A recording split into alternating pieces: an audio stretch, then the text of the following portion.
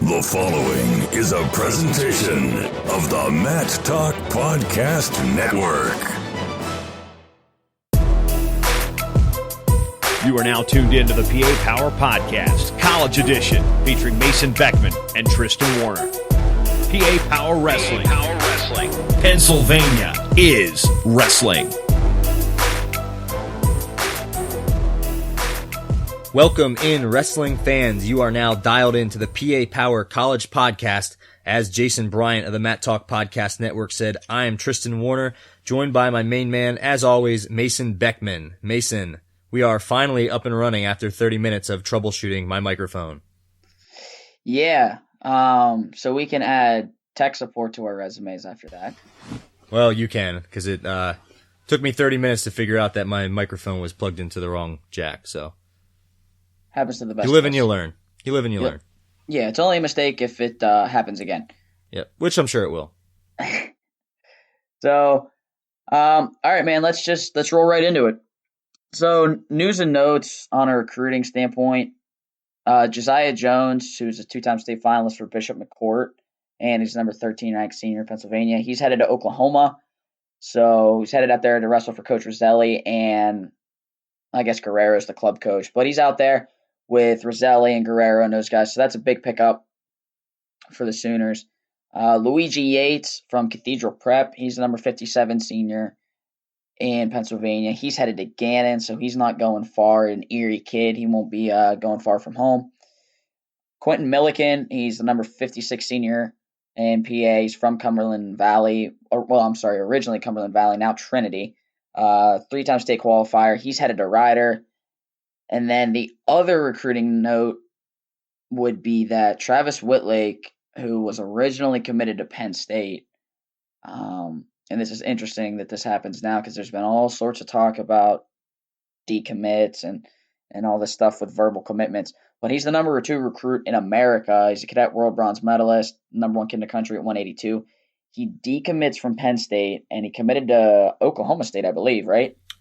Yeah, that's right. And I was just going to say, we've seen a couple of the top recruits in this class decommit. And interestingly, Whitlake decommits from Penn State. We saw Gavin Teasdale originally had committed to Iowa and decommitted and now committed to Penn State. So I guess Penn State so far in this class has already lost a decommit and gained a decommit, if you will. Yeah, and one of the other ones that was interesting is Roman Bravo Young. There was a ton of talk. So, today we're recording this on Wednesday.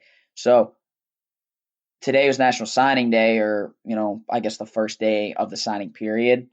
And one of the big question marks was Roman Bravo Young. There was a bunch of talk about whether or not he was actually going to sign his NLI to Penn State. But apparently that has happened. So he will for sure be a Nittany Lion. So that I'm sure a lot of people in Happy Valley are excited about that. Yep, they can take a nice exhale after that, although, like you said, the Whitlake news is obviously not good, especially him being the number 1 182-pounder in the country. But they did also another decommit I just thought off the top of my head.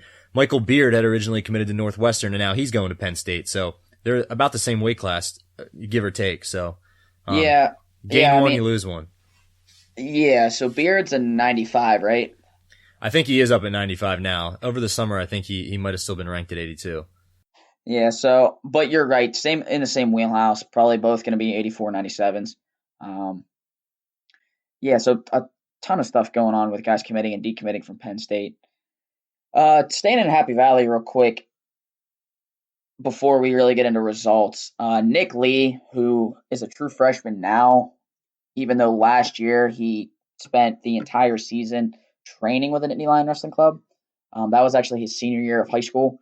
So he is not – Penn State put out their projected lineup, and he's not even listed in the projected lineup at 141. They have Jared Cortez there, who in his limited time that he's seen action, Cortez has been pretty good. But, they have 3 guys listed at 197, different weights where there are different possibilities as to who's in the lineup. They have multiple guys listed, and Lee's not listed at 41. So I just thought that was interesting. There's been a lot of talk about whether Lee's going to go or not. So that would point towards him not going. Yeah, the rumor definitely right now is that Nick Lee's going to redshirt, which, like you said, is interesting because Cortez did have a pretty solid start to his college career last year for Penn State, the first half of the year before he came down to it with an injury, but he was at 133, so he is coming up a weight class. And Mason, as we talked about at the end of last episode, if the rumor and, the forum posting we were reading is true, it looked like Nick Lee put a walloping on Cortez in the wrestle-off, the in-room wrestle-off. 14-1 was the score we got. So, I don't know about the veracity of that result, but if it is true, that's a pretty big red shirt for Nick Lee to take after winning a 14-1 wrestle-off over the guy who's now penciled in as the starter. Yeah, it'll be interesting, man. Lee wrestled unattached at the Clarion Open, took second, lost to today's guest, Brock Zacherl. And, Zacherl's a top 10, top 15 guy, so it's not like that's a bad loss by any means. But you have to wonder if they're going to kind of give him the Mark Hall treatment as far as let him pull the red shirt some point in the year. If he proves that he's I don't want to say worthy of it being pulled, but you understand what I mean. If they look at it and for sure go, he's ready to really truly compete at the highest level. The highest level meaning wrestling on Saturday at the national tournament. So we'll see. It is November, so a lot of decisions to be made between now and the time that it really matters.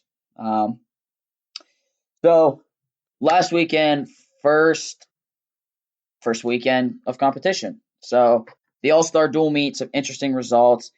Darian Cruz got beat by Nick Piccinini in a match that I don't know if you watched these, and this isn't a disrespect to Piccinini. I thought Darian front to back was pretty clearly the better guy. Got his hands locked on a near side cradle. And in his interview after the match, talked a little bit about he rushed it, didn't get himself to where he needed to be before he tried to roll it through. Piccinini did the right thing, planted him on his back, so it goes from a 2-1 match, and Darian's got riding time to Piccinini gets 6 out of it, and the match ends. So that goes from 2-1 Darian to 7-2 Pitch. Match ends 8-5. Two obviously both very high level guys, but while the result isn't what Darian wanted, I actually thought from watching it that he wrestled very well. Save for one mistake. It just happens that mistake was a 6-point move, right? Yeah, exactly. And those two are going to see each other again. So, better to shake that off now in the All-Star Classic where it doesn't even count against your record than, come March when it's the NCAA semis or whatever it might be. Yeah. Nick Nevels beats Tanner Hall of Arizona State. And I'll tell you what, and that's a match I know I picked Hall. I don't remember if you did or not. But Nevels looked good. There wasn't a ton that weren't a ton of scoring chances in that match. But where Nevels impressed me, he just beat him up on top, man. Really, he won a 2-0 match on an escape on a ride time point, and Nevels just beat him up there. Yeah, I think we both picked Tanner Hall, and that's a surprising win in a good way for PA Power. Nevels, a native of California, but a Penn State kid, so good to see the blue and white pick up a win there. Yep. Pete Renda, who is a Pennsylvania native, now down in Raleigh for North Carolina State, he got a win over Drew Foster. Gave up the opening takedown, but actually gave up the opening takedown and got ridden out the rest of the first period. But after that, Renda was pretty much in control the rest of the way. Same kind of thing, beat him up on top. Just a solid performance from Pete Renda. A PA guy that got beat, represented Pennsylvania school that got beat in the main event. Mike Machiavello of North Carolina State beat Frank Mattiace, who wrestles for Penn. Both of those guys are top 10 wrestlers. And then, without question, the marquee match of the night was Valencia and Mark Hall. Zahid, with a late takedown, wins 3-2. It was an interesting match, man. And if I'm being honest, I was really impressed with a lot of things that both those guys do. But Hall being a guy that is so tricky and sneaky, and he's so good when you attack him. Zahid pulled the trigger so many times in that match, and he finally gets the one that he needs to win the match at the end, right?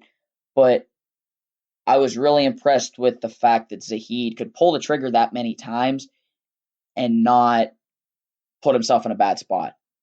You know what I mean? And it's not like Zahid was taking half shots. He was really trying to put things together. And never put himself in a bad position. So really impressed by both of those guys, and I hope we'll see that match a bunch more times. Yeah, not only just this season, but as their careers progress, I mean, those guys are on a collision course almost every year, assuming they're at the same weight. So definitely going to see a lot more matchups between Valencia and Hall. So stay tuned. Yeah. So overall, solid night for Pennsylvania guys at the All-Star Classic. Switching gears over to the Daktronics Open, that's up at South Dakota State. Of note, Ethan Lezak won, pretty much pounded everybody. He actually wrestled Pat McKee, who is a senior in high school right now, in the finals. McKee, the younger brother of Mitch McKee, who's Minnesota's 133. So that was really impressive that McKee makes the finals, but Lezak doing his thing, the whole backpack Lezak, gets a takedown and then starts scoring touchdowns on top. So Lezak looked true to form. Didn't look like the weight was an issue, but in an open, it's harder to tell. And that was one of the things he struggled a little bit with last year was the weight cut. Or it looked like he struggled with his weight cut. I don't know that for sure. So we'll see how that goes as the season progresses. The most impressive result for a Pennsylvania guy in this match or in this tournament was Mikey Labriola. So true freshman, he's redshirting for Nebraska, wins the tournament and beats the younger Farr brother from Minnesota, who's a national qualifier, and Kosher from South Dakota State, who's the number 12 guy in the country. So Mikey Labriola, right out of the chute, puts himself in the conversation as a top 15 guy in the country were he to be in the lineup. Yeah, I can't say I'm surprised by that result. Mikey Labs was the number 1 kid in the country coming out of high school last year, and just watching him wrestle, I mean, he looked like a college wrestler already. He was so polished. I thought he would come right in and maybe start and make a statement as a freshman, and I still think he could. If he were to get his red shirt pulled, I think he's an All-American contender by the end of the year. So we'll see what happens with that. But yeah, not an impressive result, obviously, but not one that surprises me. No, I completely agree. He hand fought like a college kid as a junior in high school, and he does a great job on bottom, which, as you and I both know, that's one of the hardest places in the transition. So, he can obviously use some work on top, but if you're that good on your feet and can get yourself out clean on the bottom, you're going to be hard to beat. And then the only other result from this that's worth noting, it's not Pennsylvania related, but Gable Stevenson as a high school kid, as a heavyweight nonetheless, smashed the field and won the thing. So that's just absurd. Yeah, no other way to say it besides that. It just that doesn't happen. But anyway, the Michigan State Open, Josh Shields, Franklin Regional native, wrestles for Arizona State. He wins 157, and among other people in that bracket was Jason Surtis, his teammate, who he just beat in wrestle-offs. Surtis, a national champ a few years ago for Northwestern, is a 2-time All-American. Surtis actually didn't place, so you would think, I would be shocked if it's not Shields' spot, at least for the foreseeable future now. Yeah, I would have to say Shields pretty much has done everything he can to win that spot. So, Surtis has the name, he has the credential of being a former NCAA champ, but up a weight now, a couple years later at a new school, and Josh Shields has proven that he's the guy at that weight for the Sun Devils. So we'll see what happens, but I would think that he's proved that he's worthy of taking that spot. Yeah, and then another Arizona State guy who was also Shields' high school teammate, Josh Maruka, not his best day. But Maruka's a guy that I'm sure will bounce back. Then again, as far as other notable results from that, Logan Massa, who took third last year, I believe, at 65, he beats Anthony Valencia in the final 6-0. So that was probably the biggest match of that tournament. So just worth noting. Massa looked good. He does that overhook whip through that you see Sagilev do all the time. So he's just a really fun guy to watch. Hokie Open going down south. Connor Schramm wins 125, so he's got himself back down to 125 for Stanford. He looked good, picks up a win. A match that involves two different Pennsylvania guys. One's a Pennsylvania native, one wrestled for a Pennsylvania prep school. Zach Savatsky, a Greater Latrobe native, who's a top 10 guy, up at 184 for Virginia Tech. He falls to Nick Reenan, who was originally from Texas, if memory serves, but he wrestled for Wyoming Seminary, and he now wrestles for North Carolina State. So Zavatsky falls to Reenan in a pretty tight match. And Renan actually isn't even the starter. That distinction belongs to Pete Renda. So all kinds of Pennsylvania studs walking around between Virginia Tech and NC State at 184. Yeah, Nick Renan, you'd have to assume he's taking a redshirt this year if he's at the same weight as Pete Renda. He came out, was it last year as a true freshman, a little bit into the season, he got his redshirt pulled and had a pretty successful season. I think he ended up qualifying for the national tournament, but yeah, I think he's going to take a redshirt this year behind Renda and give the All-American Renda a year to graduate, and then he'll slide back in. Yeah, and I mean, that's a pretty good situation for the Wolfpack right there. They got Renan a year's worth of experience. Neither one of them has to overlap eligibility-wise. That's about everything you can ask.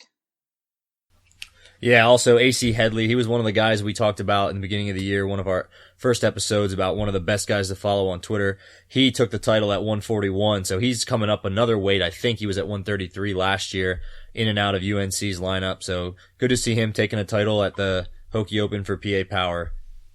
Yep. And then Andrew Dunn, Becca High graduate, takes third for Virginia Tech at heavyweight.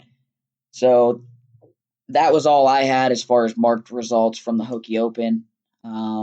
Unless you got anything, we'll roll over to the Princeton Open, where Luke Pletcher wins 133. His first results down at 133 looked good.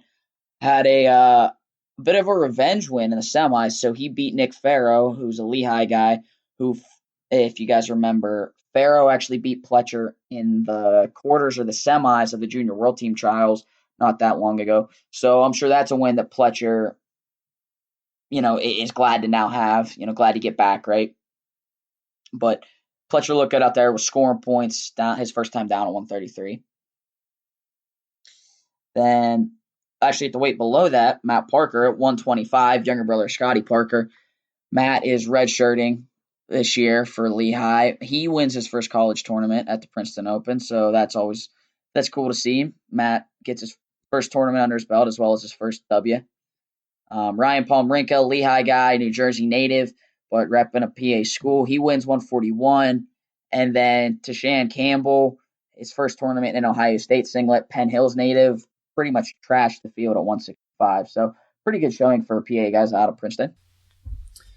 Yeah, I would say so. And we talked to Luke Pletcher last episode or two? I'm getting them all mixed up now, but he even told us how impressed he was with Tashawn Campbell and how he's one of those guys who, was always a super talent, but was needing to surround himself with the best partners in the country. And once he did that, and once he got, the best coaching and the best technique, that, it's going to be scary to see how good he is. And it seems like that's what he's doing at Ohio State. Obviously, he's surrounded by the Jordan brothers right now in the lineup. So, scary potential how much Campbell has here for Ohio State at 165 this year.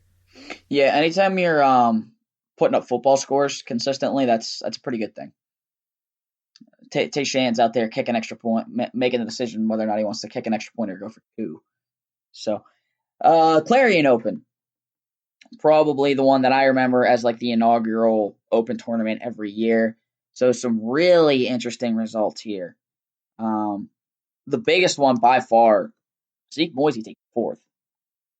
Right, his losses in the semis were to Jake Gramacki from Clarion, who's a Cathedral Prep graduate. That was an overtime loss, 3-1, and then I think it was 3-1. And then he lost for third and fourth to Taylor Lamont out of Utah Valley, who we also lost to in the dual meet on Friday. So Zeke Moisey, 3 losses in the opening weekend. Which is devastating stuff, because last episode I said he was my most anticipated guy to watch coming back after the injury. I'm not completely writing him off yet, so obviously I think Zeke's going to have a great year, hopefully gets back on track. But I mean, taking what has been off the mat for like 18 months, so maybe he's got to shake the rust off, and we'll see him back at some point. Yeah, I'm sure Zeke will be fine. He's at every level has proven to be a guy that's there when it matters most, so not worried about that. Jake Gramacki in that same way, like we said, beat Zeke in the semis. He lost to Louis Hayes out of Virginia in the finals. Dom Fories, underhooking fools, picking up the pace, scoring lots of points. He pretty much dominated 133. Brock Zacherl, who, as I've mentioned before, is our guest on this podcast, He wins 141. He's got a big win in the finals over Nick Lee, who we've also discussed. So that was a pretty fun match. If you haven't seen it, go check it out on Flow Wrestling. Zacherl with a couple really nice re-attacks to pick up the win over Lee. Sammy Krivas, Hempfield, the Pittsburgh Hempfield, not the Lancaster Hempfield. Hempfield native. He takes third. He's wrestling for UVA now. Chance Marsteller wins 165, and in the most absurd statistic of the tournament, scored 88 points in 5 matches. Chance is back. That's safe to say. That is stupid. Yeah, I can't wait to see him wrestle some, like a ranked guy, to see some real competition. But it looks like he's back, I would say, as of now. Yeah, I more than anything, the motor was there. He looked like he was having fun again. So at the same weight, Jake Wenzel out of Pittsburgh area native, South Park guy. He took third. He lost a chance. I want to say 9-3 in the semi. So pretty good showing for Wenzel, honestly. Another interesting result at 184. Dakota Gear, who is redshirting for Edinburgh, was a national qualifier last year. He wins, and he beat Nino Bonacorsi, who's redshirting for Pitt this year. He beats Nino in the finals, which isn't necessarily surprising because they're, both those guys are very, very good. It is Nino's first college tournament, but the word on the wire and around the Pitt program is that Nino, they are so excited about Nino that he's just lighting it up right now. So, and Nino did look good. Like I said, Gear's a really good, that would have been a huge win for Nino in his first tournament. So, interesting match there. I'm excited to see how Nino progresses as the season goes on. Then the last one, Alex Clucker of Lock Haven wins 157. And the most interesting part of this is the fact that he wins 157, which is a weight where the guy he lost to in wrestle-offs a week ago went 1-2. So if you'd like to explain how that works to me, feel free. But that's bizarre, but good win for Alex Clucker. Yeah, that's a surprising result. I mean, Clucker was always a good local District 3 wrestler, but he goes out and wins the wins the Clarion Open in a weight, like you said, where the guy he lost to a week before in wrestle-off went 1-2. And not only that, but he pretty much dominated. I think he pinned Casey Sparkman in the first period in the finals, who's ranked 16th in the country. That's just head-scratching stuff to me. But good for Clucker. Yeah. So, and I mean, the Clarion Open, the results are so full of Pennsylvania kids. We could dedicate an entire podcast just to that result. So no disrespect to anybody we may have skipped over. We're just going highlights, results that really caught our eye. So for dual meets, we already talked about Zeke Moisey. In the dual meet against Utah Valley, he actually got pinned in overtime. Got to stress that, in overtime by Lamont.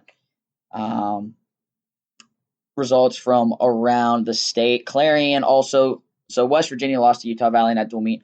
Clarion also fell to Utah Valley, and they're building a good program out there at Utah Valley. Quietly, but they're doing good things. Drexel goes 2-0 on the weekend. Edinburgh goes 2-0. Bucknell, rough start. They were in that kind of tri-dual meet with Edinburgh and I want to say Cal State Bakersfield. Bucknell drops both matches. But the most ridiculous dual meet result of the entire weekend. In Drexel's 2-0 start, Austin DeSanto teched the kid, beat him 18-2, and it took him 58 seconds. And what's even more insane about that is he spent the last 20 seconds trying to pin the kid. It could have been over at 40. Yeah, I don't know how you tech somebody in 58 seconds in a youth elementary match or junior high or high school, but he did it in a college match. And I think his first college match, or second, it was the first day of college wrestling, 58-second tech for the freak that is Austin DeSanto. Yeah, and to take it one step further, in his next match, he beat Joe Paterno. Is that the kid? Is that actually the kid's name?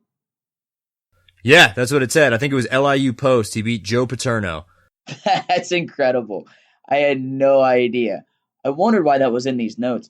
So that's hilarious. Yeah, quite a day for us in DeSanto. And then also, I saw something. I saw a couple people on the old Twitter complaining. I won't say complaining, but made some comments about DeSanto that they were less than pleased with the fact that thought he was trying to embarrass a kid, or if you can pin him, pin him. First of all, DeSanto spent the last 20 seconds, like we said, he spent a third of the match trying to pin the kid, right? And my sole response, DeSanto was in no way trying to embarrass the kid. I think anybody who's ever watched him would know that, right? Anybody that's ever watched him or met the kid, he just wants to wrestle hard and score as many points as he can. I'm also of the mindset that if you don't want it, like, I think it was a Michael Irvin quote, but ESPN did those 30 for 30 things, and they did a couple on Miami football. And my favorite quote of the whole thing was Michael Irvin goes, "You want to see me dancing? Keep me out of the end zone." So, again, DeSanto wasn't out there trying to humiliate the kid. He was trying to score as many points and team points as he could. And if you've got an issue with getting teched in a minute, might want to not get teched in a minute. So that is my response to anybody that's any naysayers about Austin DeSanto. Yeah, I mean, it's college wrestling, so at some point, you're going to get embarrassed out there maybe. I mean, you go against the best guy in the country, or, a guy who's a phenom, it's going to happen, so. Yeah, and again, move on to the, put it behind you and get on to the next match. Yeah, it's not like DeSanto had this kid in a bar half on his back and let him off just to cut him. You know what I mean? Yeah, exactly. So people can get over it. It'll be all right. Yeah, don't be so soft.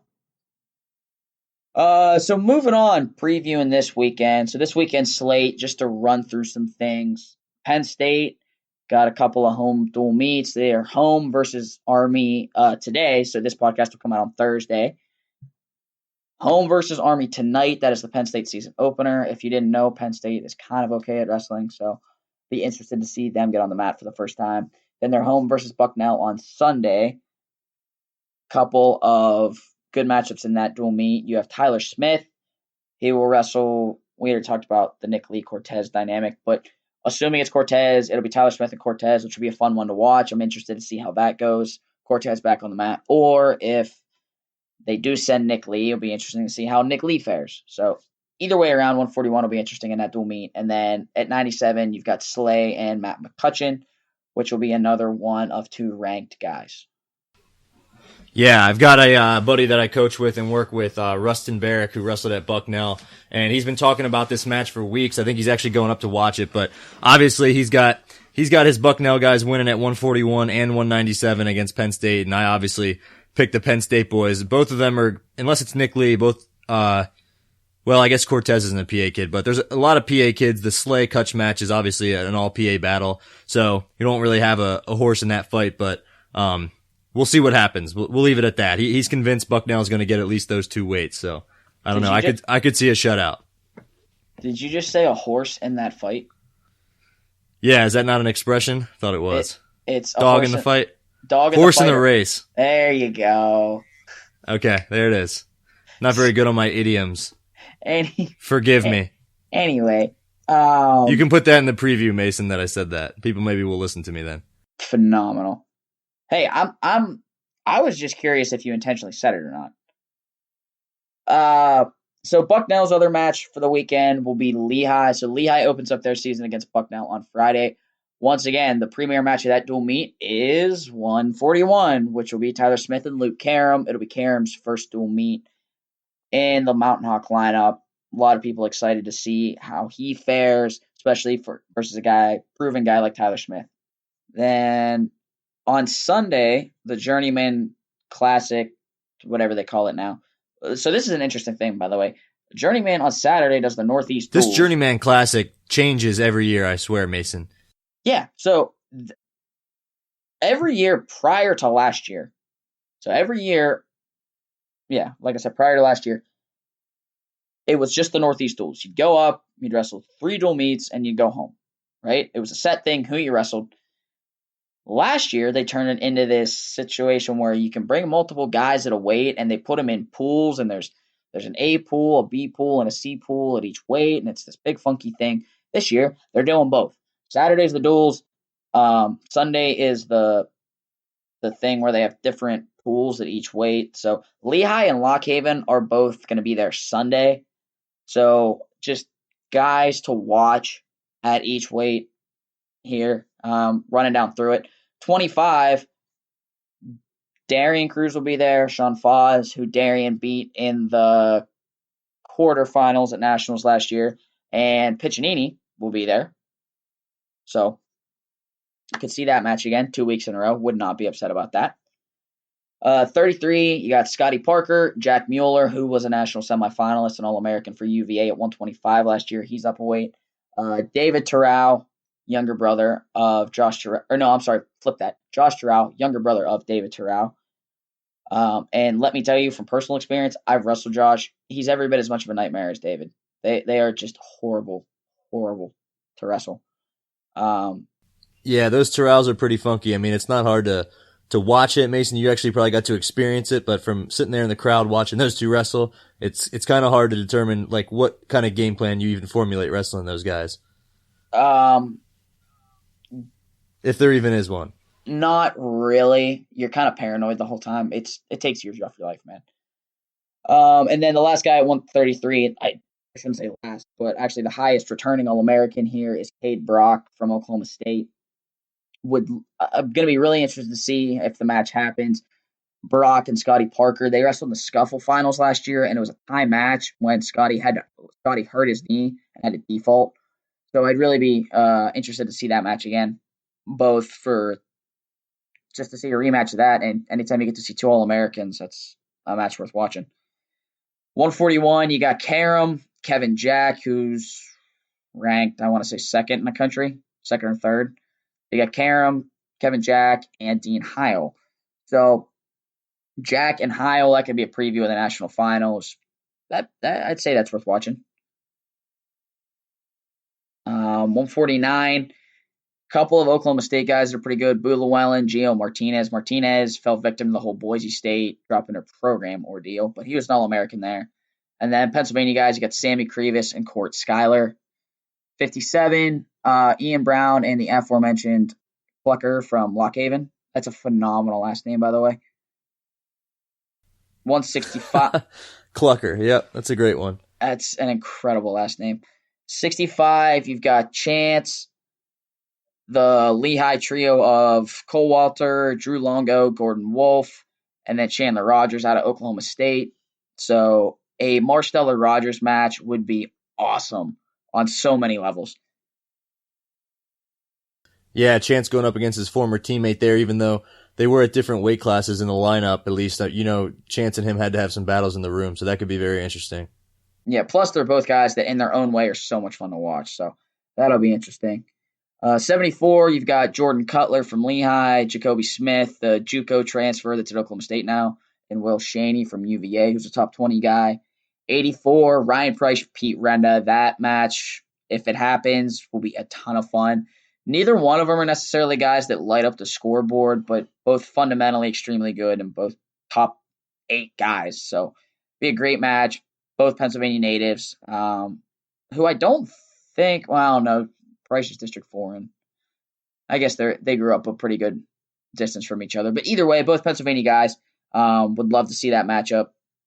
97, Pennsylvania guys, you got Jacobson from Lehigh and Kasnick from American. He's a Benton native. And then other guys worth mentioning are Machiavello from North Carolina State and Preston Weigel from Oklahoma State. And then up at heavyweight, 2 big name Pennsylvania big guys, Jordan Wood out of Lehigh, Boyertown native, and Thomas Haynes out of Lock Haven, a Solanco native, as well as Mike Hughes from Hofstra. So pretty good slate there for Journeymen. Yeah, it is. There's definitely some big name guys in this tournament. It seems like it gets tougher all the time. I don't think Oklahoma State's ever been there before. Am I wrong on that? No, they've been there. And the only reason I know that for sure is I'm pretty sure they were there one of the years that I wrestled up there. But I distinctly remember it was like Santoro's first or second season at Lehigh that they beat Oklahoma State up there. That's the only reason I know for sure that they've been there, is that was a dual meet that was talked about a decent amount. It's like a big turning point for Lehigh under the new coaching staff. So that was quite a few years ago then, if that was Santoro's first year, you said. Because I don't remember Oklahoma State being up there recently. Yeah, I don't know. I know they weren't there last year. Like I said, I think they were there one of the times that I was there in college. It might have been my true freshman year, which now was like 7 years ago. So it's been a quick minute since they've been there. Yeah, and looking ahead, the only other duels for the weekend, at least that we have noted here, Penn wrestles at the Binghamton Open on Sunday. It's not really a duel. I guess that's a tournament.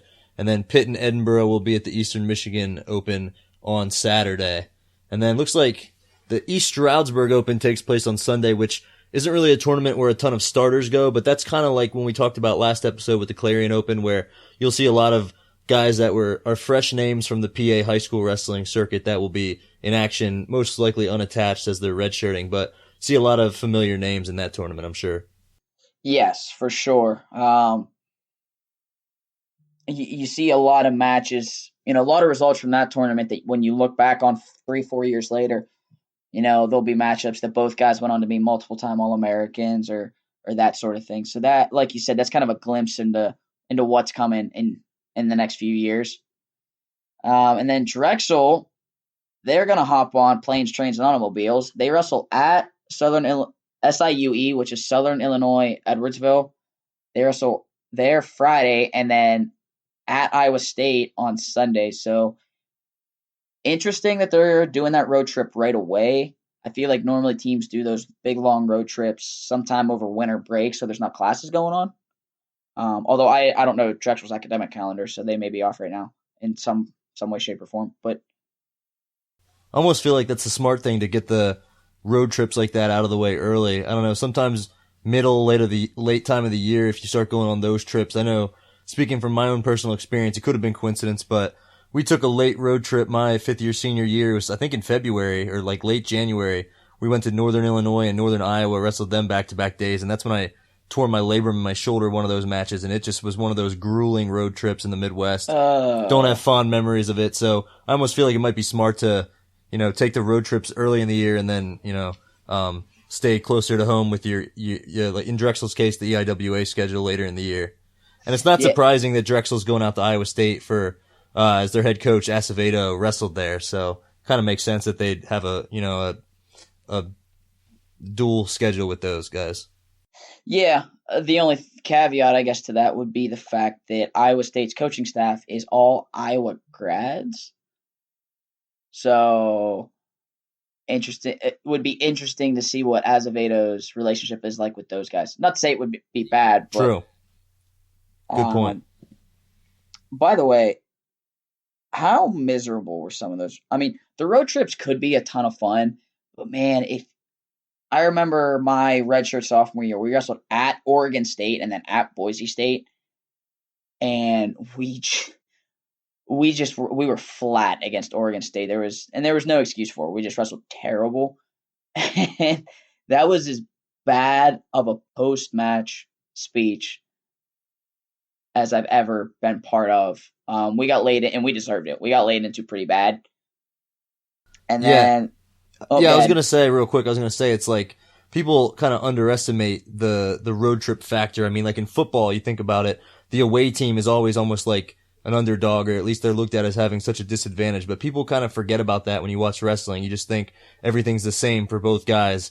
It's one-on-one sport, but people do kind of forget to account for the travel and, the flight or the long bus trip or whatever it is. Like, you just wake up stiff the next day and you got to go out there, wrestle in a different gym. I don't know. The road trips are definitely tough. Yeah, and I mean, especially when you start changing time zones and things like that.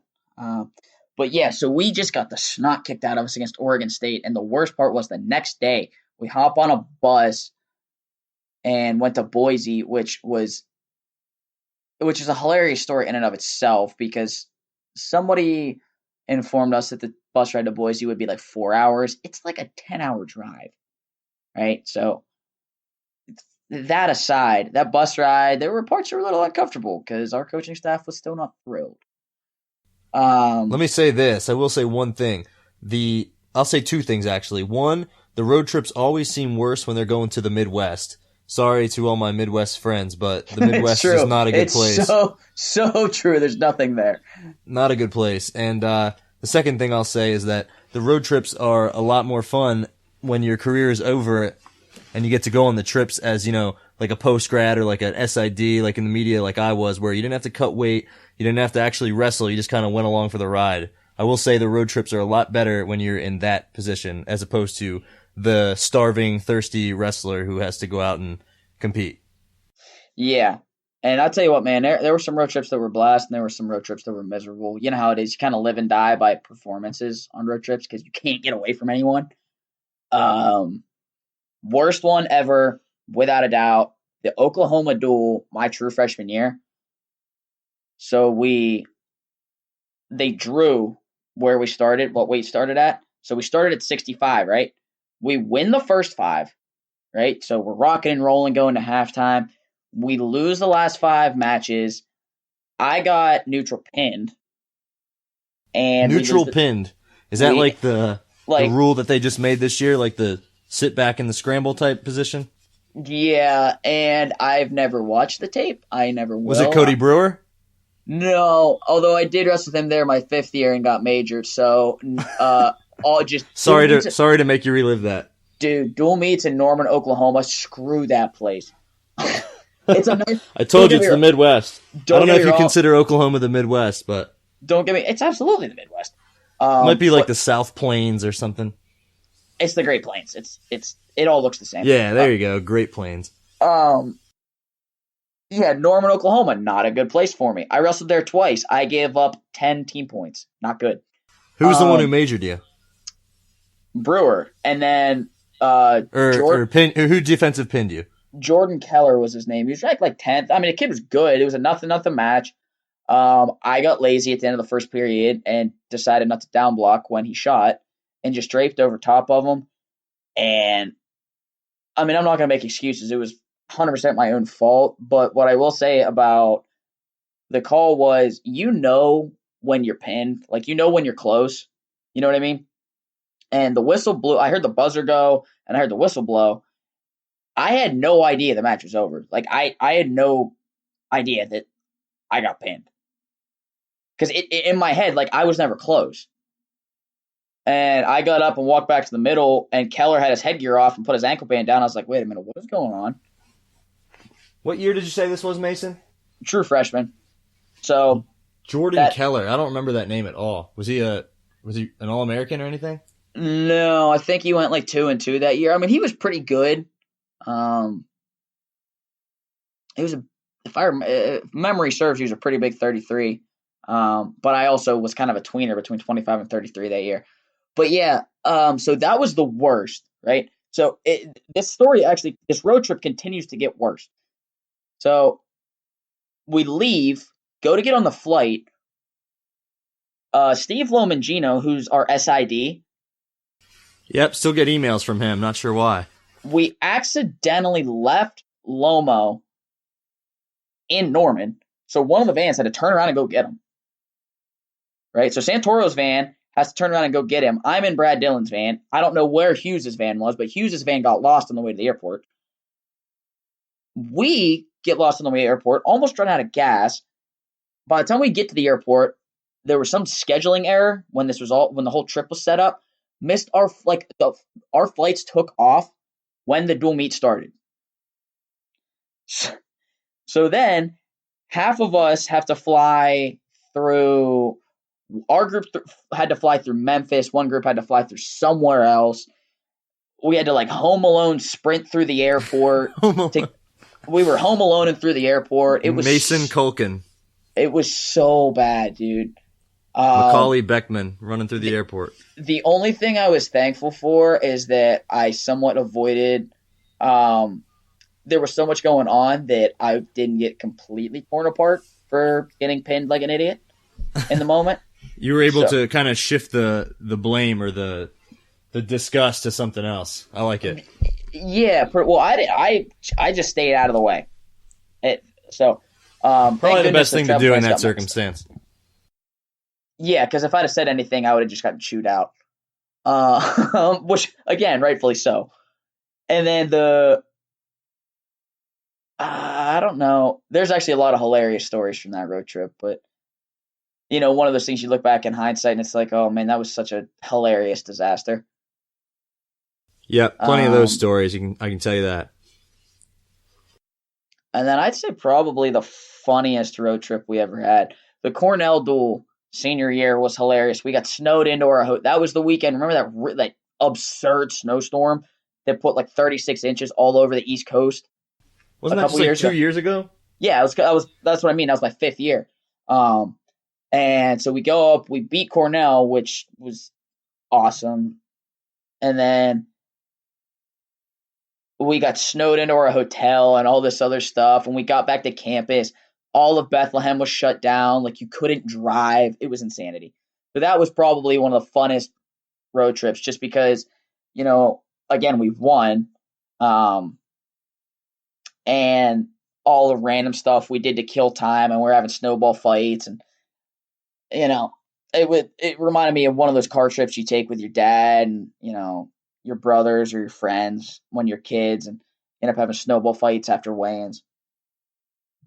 Yep, as I heard a former pretty good college wrestler once say, once the career's over, all you really have is stories. So that's a good way to look at it. All we really got now that we're washed up on the other side of things, you just got a lot of stories. Yeah, got the memories, that's it. By the way, the story you told a few episodes ago about you screwing up everybody's weight cutting on a podcast or on a road trip was hysterical.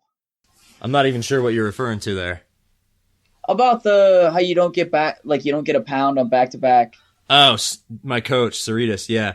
Telling everyone we got a 2-pound allowance because it was halfway through the season in January, like we were in high school still. Yeah. And the whole team believed him, so we're all sitting back there chowing down, and one of our other coaches came to the rescue, thank God. Yeah. Joining us on the program now, he's a redshirt junior for the Clarion Eagles.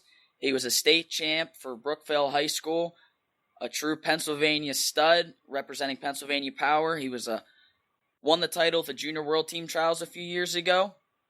Brock Zacherl, thanks for joining the program, man. Hey, what's up, guys? So, first and foremost, you guys just had your opening weekend. Clarion Open, kind of one of those tournaments that always kicks off the college wrestling season. For you personally, I'm sure you're aware, that your finals match was kind of one of the big results of the weekend, 2 high-level guys with Pennsylvania ties. What did you think of the way you competed this weekend, not just with the Nick Lee match, but just overall? I thought I competed really, really, really well. I competed a few weeks ago at World Team Trials. I thought I did well there. But this weekend at the Open, I thought I did a really, really good job of improving upon the areas I wanted to work on, mainly getting to my offense more and not shutting down. The Lee match specifically, I kept an offensive mindset all while he was kind of overwhelming me. So I was able to be offensive while being defensive, and that's kind of a thing I've been working on, and I got to it a lot this weekend. So that was really good going forward in the year. Yeah, and if I remember right, I watched that match with you and Lee a couple times. Both of your takedowns were kind of exactly what you just talked about, right? Ones where he would maybe take the first attack and you'd snap, run to a corner, and get a re-attack, right? Yep, both of them were pretty much the exact same. He shot in and I just re-attacked. A position where I've struggled in the past, but I respect Lee a ton. I think he's a really, really great competitor. I think he's one of the best guys in the country, and I scored twice with it, so that was really good. Absolutely. So, you guys had a big addition to your coaching staff kind of late in the summer, actually, if memory serves, with LaVon Mays, who was a multiple-time All-American and national finalist at Missouri. Talk a little bit about, what it's been like, what an addition LaVon has been, a guy that's, like I said, been in the national finals, what he really brings to your program. Yeah, Coach Mays he was an interesting twist to everything. He was a younger guy, and he's a younger guy that's not afraid to open up his mouth. And I know from seeing coaches in the past, it's kind of tough for guys to be able to open up and talk and really help people out to the best of their ability. And Coach Mays has no problem doing that. And, so that's the reason he's kind of helped me out a ton. He's not just a workout partner. And I think a lot of people kind of see him as that, but he's a workout partner that has a philosophy on wrestling that I've never seen before. He's opened my eyes to a bunch of topics, and I think he's done that throughout our whole entire team, so that's good. When you talk about a mindset of wrestling you've never really seen, I know that's it's probably a pretty deep answer, but what do you with Levon, what is it about his mindset that's different than anything you've ever seen, do you think? So the main thing that he's taught me that's kind of, I know, has just helped me immensely already in just a couple weeks he's been here, to a couple months, is that he's never in a rush. I think guys in wrestling today, they're always in a rush to do things. They don't really have an understanding to why they're putting their hands here, or they're doing this fast or slow or anything. Coach Mays has done a really good job of opening my eyes to those things. For example, front headlock, I'm in no rush to score there anymore, but I find myself scoring there so much more. And he's done a really good job of opening my eyes to those scoring opportunities and not breaking down when things don't go your way. So if I don't score there, it's not a big deal. Scoring's not a big deal. It's all about keeping track and being efficient. Absolutely. Kind of sounds like he's helped understand the purpose, make sure everything has a purpose to it. Right, yeah. So with hand fighting and stuff, that was a position I know as a coach is hard to teach technically, so he kind of teaches more of like a philosophy standpoint. So every time you move the hand, it's with a purpose, and he's helped me bring understanding to why I do all those things. That's awesome. And I know just from someone who, has watched you a lot, and I mean, even if you go way back, wrestled you once upon a time, a lifetime ago. That was one of the things I noticed watching you this past weekend, was it looked like your hands were moving better and better than I personally have ever seen them. So that's awesome to see, man. Yeah, that was it's always been a huge flaw in my wrestling. I mean, honestly, I used to be scared to put my hands on people. I would always want to be from open, and now, it's become a place where I've grown really comfortable. Well, good deal. That's always good stuff. So changing gears a little bit, from coaching additions to the roster you guys have been putting together, with the coaching staff having been there for a few years now, kind of changing regimes. You're a Brookville guy. Your high school's not very far down the road from Clarion, only about 20, 30 miles if memory serves. Yeah. And it seems like you guys as a program have really started to build a pipeline, not just to Brookville, but to the surrounding area, kind of to that District 9, that western central Pennsylvania area. Has that kind of been something that you guys as a program have focused on? I know obviously the coaches are the ones that do the recruiting, but, I know that the athletes get involved in it too. Is that kind of something you talk to your friends and former teammates at Brookville and trying to get them on board to be part of?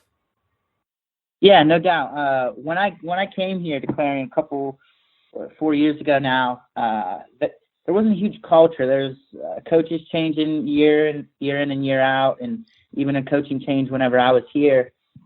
So building a culture was the number one thing. And Coach Ferrero, the coach here now, and myself have a real good understanding of the people and the culture in this area.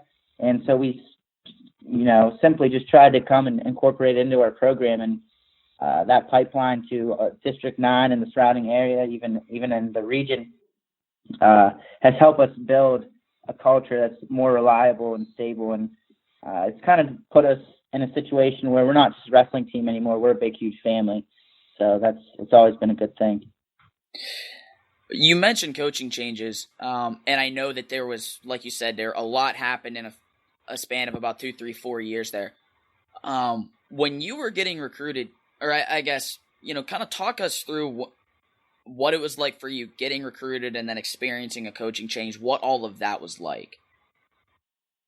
For me, I know for a lot of the guys here, it was pretty impactful. But for me personally, I came here because of Coach Ferrero. I know when I got recruited, I looked at some other places, I shopped around, but at the end of the day, I knew that Coach Ferrero, a guy who's coached me whenever I was as young as 10 years old, that's who I wanted to wrestle for in college. So when I got here and that a coaching change got announced, I was pretty confident that he was going to get the head job. So I was never too worried about it. Honestly, I was kind of happy to see a guy like Coach Ferrero get what he deserves in that position. Okay, that makes sense. Now, you mentioned you guys, he's been a coach of yours for a long time. How did that kind of start? Was he involved in the Brookville program? Yeah, he was actually, my freshman year was his last year as a coach. He was assistant coach on our high school team. So that's kind of where we got our ties. But he coached me all the way growing up. Every year I did freestyle. He was the Brookville freestyle coach. So that's kind of how we met and formed a bond, was through freestyle. Okay, that makes sense. I knew he had some kind of a tie to your guys' program, to the Brookville program. I didn't realize he was actually on staff there for a while. Yeah. So, going back your last couple of seasons, you've won your conference and, made the finals in your conference both times. You've qualified for the national tournament. You've won matches there. What is it you think that, even though you've had very successful seasons so far, looking forward, to this season and even beyond, the next season, what is it you think will help you make the jump from where you've been your first couple of years in the lineup to where you want to go? I think, that was something we touched on earlier was the mindset. Coach Mays has kind of helped me bring. He's also a good practice partner. That's one thing that has always hasn't been lacking. I've always had really great partners, but someone who's been to that atmosphere and experienced success at that level is just invaluable. That I've never really got to experience on a daily basis. I've wrestled with top guys and have been in super tight matches with all of them, but he's a guy that when I get in with him every day and work out with him, that it becomes normal. So it's not such a shock when I get to NCAAs. And then on top of that, just the mindset of everything I do now is with a purpose. It makes wrestling so much easier for me.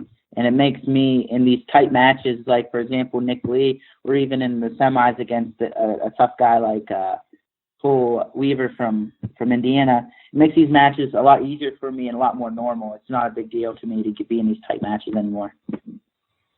Yeah, and I mean, I'm sure, having Levon on staff is a lot like, some of the guys that we had around our program when I was in school. It always helps to have guys that even you can just talk to, that have wrestled on the big stage or have wrestled on Saturday at Nationals. That's something you can't really replicate it, right? You get to be able to talk to them and understand what it's like. Yeah, that's a perfect example.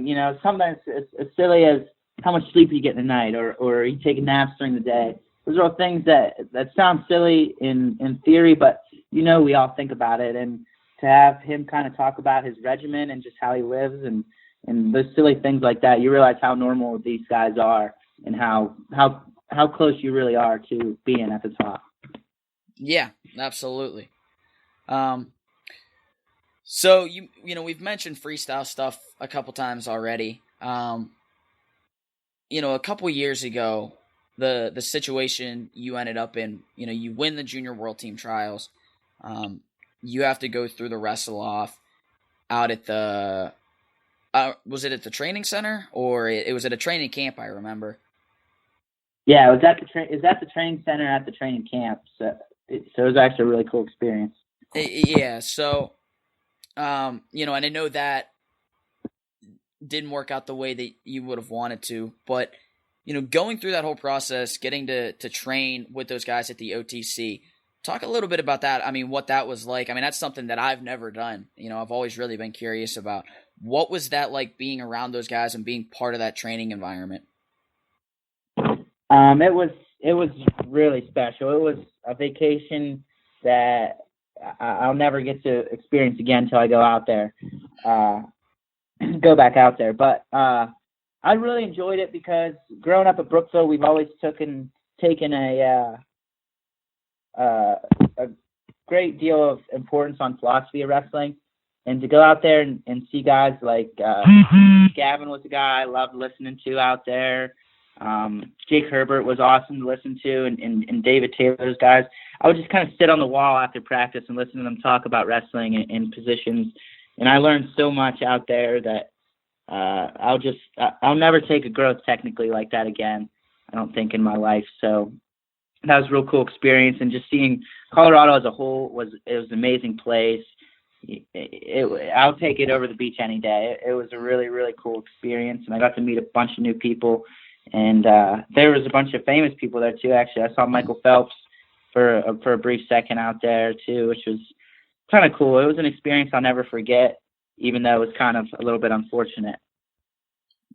Yeah, and I mean, I can imagine being surrounded by guys like that for however long it was. That's, like you said, it's a special thing.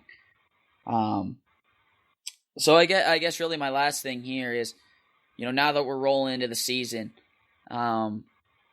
really two things. Number one, are there, you always try to go week to week, right? But what, if any, dates on your guys' schedule? Is there anything you really have circled as an event you're, really excited about? And then, my other question, the kind of the age-old thing is, for you yourself, what goals do you have? What are you really locked in on as far as goals for Brock Zacherl this season? So important dates, I think, here on the 19th of November, this is the big one for me, is the Wolfpack Open. I'm going to get a crack at Kevin Jack. I think that's going to be an awesome match for me and an awesome opportunity. So I'm real excited about that one. And another one is our dual meet with Pitt. That's it. We beat them 2 years ago. Last year they weren't on the schedule, but they're back, and that was a real fun dual meet. And I'd love to take them out again. And as far as my goals, it's the same they always been. If you ain't first, you're last. I want to be a national champ. Last year, I lost to Howe by a point, so I know I'm right there with all those guys. I actually lost to DeCamillo by a point last year as well. So I'm looking to get over that hump. I know I'm there, and that's the goal. I want to be a national champ. Well, awesome, man. And I know you're one of the guys that in podcasts previous to this, when we previewed 41 for the season, you were one of the guys we talked about trying to, tell people that, just like you said, you're there. It's not like you wrestled Heil or DeCamillo to a 1-point match and you were clutching and grabbing and just trying to wrestle a 1-point match, Uh-huh. So yeah, it was actually both those matches. I was winning till the DeCamillo match. It was at the All-Star. It was in the showcase matchup. I was actually winning till probably about 30 seconds left. He snagged a takedown, and how I can't remember. I was winning going into the third, and then he got a takedown on me and fended me off. But I was winning a good portion of those matches. So yeah, I mean, like you said, you've really you've proven you're there, and I think I speak for a lot, if not all, of Pennsylvania wrestling fans when I say we're excited to watch you this year, man, and we're all behind you. We're rooting for you. Yeah, thank you. Absolutely. So, if you got anything else for us, I'll give you the floor. No, that was good. I mean, you touched on pretty much everything I could think of. All right. Well, good deal, man. Thank you again for coming on. Really appreciate it. I know how busy things get for you guys this time of year, and appreciate the heck out of the fact that you took time out of your schedule to come on and talk with us. So thank you again. Good luck this season. I'm sure I'll, at one point or another, I'll see you around, and, go get them, man. Go get that national title. Yeah, thank you. Thanks a lot. This will help Clarion out a ton. Absolutely, man. Anything we can do. All right. Thanks, Mace. I'll talk to you later. All right. Take it easy, Brock. Well, all right, man. I think that's pretty much all we got, right? I think so. Mason, you want to give us your parting words before we take it on out of here for this episode. As always, thank you guys for listening. Appreciate the heck out of it. Thank you to Brock Zacherl for joining us on the program. Little bit cattywampus. We had a scheduling conflict, a last-minute thing that Tristan couldn't be on that call. So we apologize for not having the best continuity. But thank you to Brock for taking the time to talk with us. Good luck to him rest of the season. And I'm just excited that wrestling season's here, man. It's awesome having results to talk about and having something every weekend that we're rolling into. So, yep, as Mason said, that's going to wrap it up for us at the PA Power College Podcast. Thanks for dialing in. I'm Tristan Warner. Find me on Twitter at WarnTriz. And Mason, you can find him on Twitter at Beck_Diggity. Visit PAPowerWrestling.com for all your wrestling needs, and be sure to follow us on Twitter at PAPowerWrestle, and go ahead and give us a friend on Facebook. Until next time, stay classy, wrestling fans.